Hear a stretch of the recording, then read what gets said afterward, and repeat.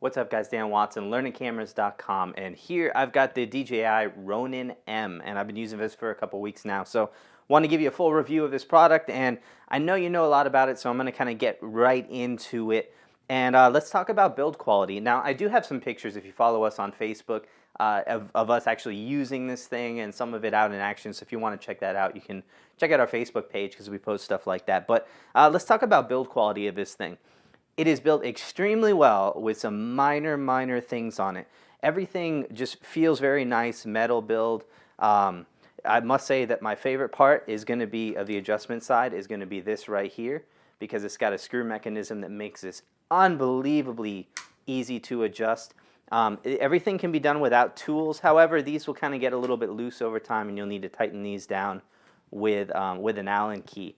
Now, when it comes to adjusting these, it's a little bit more difficult because there's no way of just making precision of movements. I mean, everything is marked, but that's just something to consider, is that it's a little bit more difficult to run those.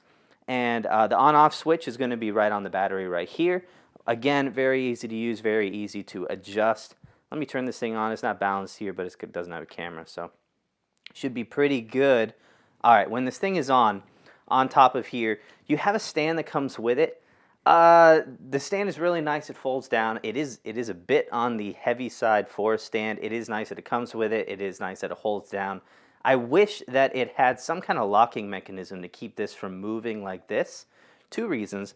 One is if you ever actually want to use the remote that's included with this thing, the problem is that it shakes. So you can't actually use this with it. You'd have to mount it to something like some kind of a boom or something like that. So, but that's going to be the biggest thing, is that it doesn't keep it very stable from that standpoint.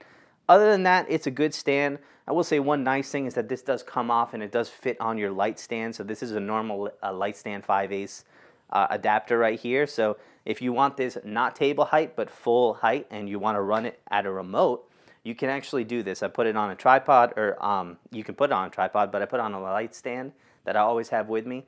And then I get to use this thing remotely. And then again, the only issue is that if you move this thing too much, this can move around very easily. If you're outside in the wind, it can get to it. Another thing with build quality, this is the tripod plate that comes with it, hooks to the bottom of the camera. There is no retaining ring or anything like that for this, so you're probably going to lose this pretty quickly because there's nothing to keep this on here. But you know, overall, it goes on pretty well. The problem is that you do need an Allen key to get this really tight, and it does not work very well if this is not tight. And also, the adjustment on this is just a little interesting because this does have a sliding plate, and you don't have a lot of room in here. So getting this right just takes a little bit extra time, but I'll show you how that's done. All right, so this is not perfectly balanced here, but this will give you a pretty good idea of how it works. You do have access to all of the ports here. I will say it's a bit tight. I do have issues with some of my cameras really hitting on this cord, you can see right here. So that is a bit of concern of mine over time, is that I'm really going to start to wear down that cable that's right here, and it's really tough to get any camera in there. You also kind of lose access to some of these ports. Depending on your camera, I will say you might lose access to some of these ports if you had a really wide-angle light lens and a heavier camera body. You will need to put it a little bit more forward, which will make this kind of right up on the edge. So it hasn't been an issue with me. I've flown it mostly with the NX1, so this is the 5D Mark III on here, but I haven't used this one very much on this camera. I've been using almost exclusively the NX1. And like I said, it works. You know, it works pretty well with those. It just is a little bit tighter than I would have liked. You do have all of your motion and controls on here. I did find it interesting that there was no joystick. I guess it's an add-on. You know, with the Ronin M, I don't think of myself using it as so much from a second operator position as from a first operator. So I probably would have preferred the joystick than to have this remote. But, you know, your situation might vary. But if you do have a second operator, it's nice to have one of these. I will say the battery life on this thing is unbelievable. I mean, I'm eking out 6-7 hours. I haven't had an issue with this battery yet. I take it on 1 to 2 shoots and I still have battery on there. The nice thing is that you do have a display on the back also showing your battery power, so that helps. Overall, the function and fit and finish is going to be very good. I will say one thing. This is actually a pretty big deal. These rods are detachable. However, if you look at them, they only have about 3 threads between what's attached and completely off, and it's not a very fine thread at all. This connection on my right side is loose all the time, and thus this handle vibrates like crazy. I found that to get it still, I have to hold it this way and then do my turning with this hand here, because if I hold it like this, I just have some wobble on this handle. So definitely a big weakness for me on that. This handle, for whatever reason, has been good, but once again, with 3 threads between all the way on and all the way off, it really is something that's probably going to loosen up on me over time. Now, the nice thing about when this thing is removed is you do have a very, very lightweight and small functionality. It's heavy enough that you're going to get pretty worn out in this thing in about 7 to 10 minutes, but you can hold it for a little bit of time without too big of an issue. And once again, these things do just screw on right here, but once again, you're talking 1 or 2 turns before this thing is all the way on, and that's going to loosen up over time. For those of you guys with experience running a gimbal handheld one, it's going to help you out a lot here. I will say that this is not perfect when it comes to moving around with this thing. You do have to worry a lot about your vertical axis and how you're holding this, as you are the one controlling that vertical height. Also, I do find that my pans are just a little bit rough most of the time. I've tried to dial it in.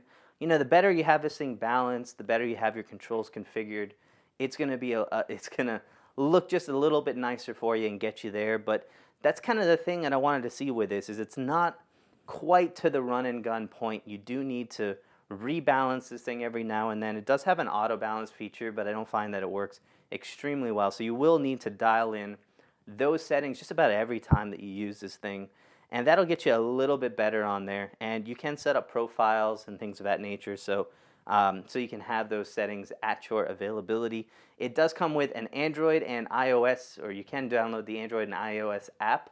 Wasn't always available, but now it is, so you do have functionality both with your mobile devices, and you do have some features that are accessible, like activating your follow modes and things like that on here.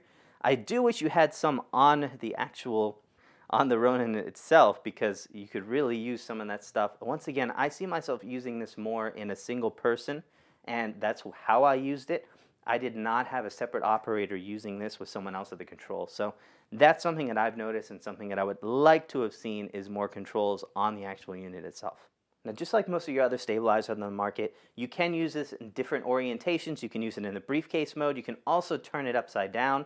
Unfortunately, as of now, if you turn this upside down, it does not keep the camera rotated in the right direction, so the camera will be upside down, and you're going to have to flip that in post.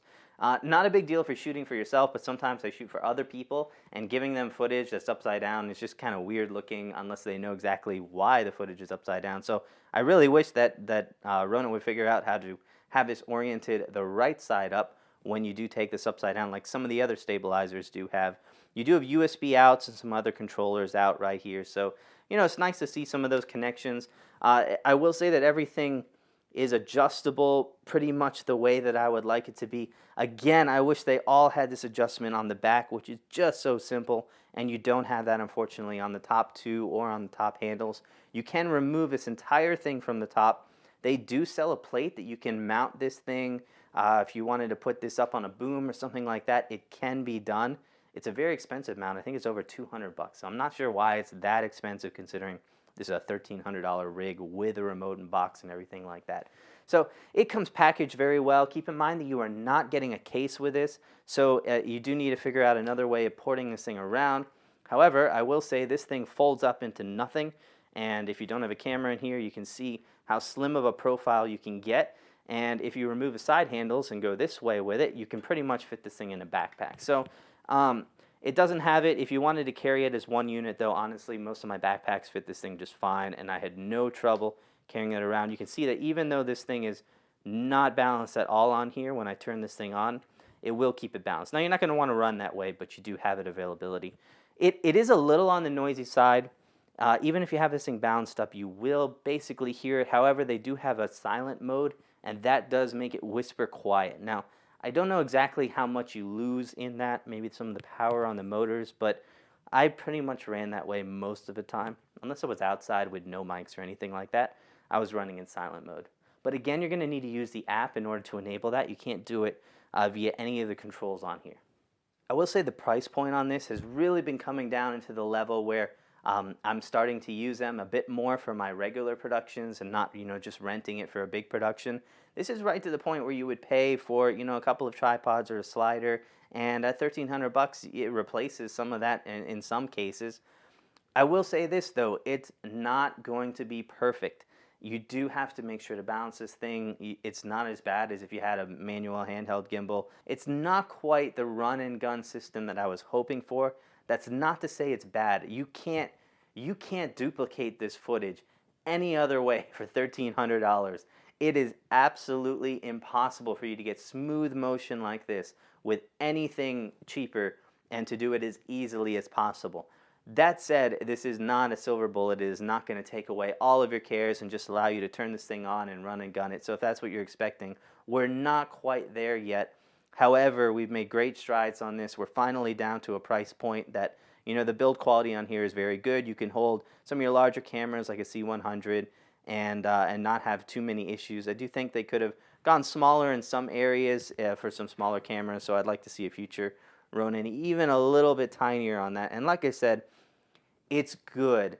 You're not going to be able to duplicate this footage. I was able to get some awesome shots on this thing and use it in ways that I've never been able to use a standard camera before, with stabilization and without stabilization. So the wider you use this thing, the better it's going to be. So it is awesome for what it is. Just make sure that you're not expecting and you're leaving the time to be able to work this thing in, to get the features right, to dial in your settings before shooting on a production. So if you want to buy this thing, you can take a look at the links we've got down in the description. Tons of stuff on the website, tons of stuff on our Facebook. You can follow us there, on Twitter. We constantly post updates on using these gears and anything else that we find out along the way. Feel free to contact me if you have any questions on that. But please, support us. Use the links below. It helps us out a lot. So hope this was helpful. Let me know if you have any further questions that I didn't answer in here. And, maybe something like this can really make a difference in your shooting. I expect this stuff to go a long way to forward what indie filmmakers are going to be able to do. And even in wedding production, which is what I've used this for, and more casual shooting styles, this thing is amazing. So we'll see what happens in the future, but that's going to be the way things are for now. So thanks for watching, and we got more videos up and coming soon.